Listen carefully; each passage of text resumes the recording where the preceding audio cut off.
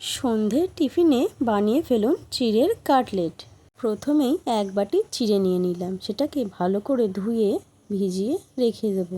এবারে দুটো আলু সেদ্ধ, পেঁয়াজ কুচি, গাজর গ্রেট করা, লঙ্কা কুচি নিয়ে নেব। এখন সেদ্ধ আলুটা গ্রেট করে নেব। এবার ভেজানো চিড়েটা হাতে করে ভালো করে মেখে আটার মতন একটা ডো বানিয়ে নেব।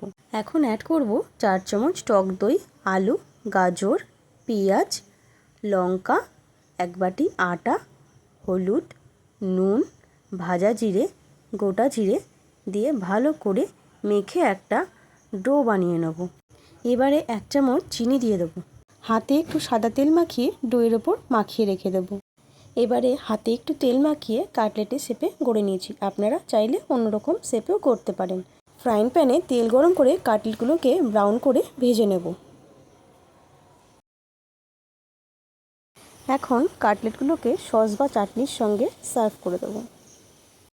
রেসিপিটি ভালো লাগলে লাইক, ফলো, কমেন্ট করে পাশে থাকবেন বন্ধুরা। নমস্কার, আজকের মতন চলি, আবার আসবো অন্য কোনো রেসিপি নিয়ে।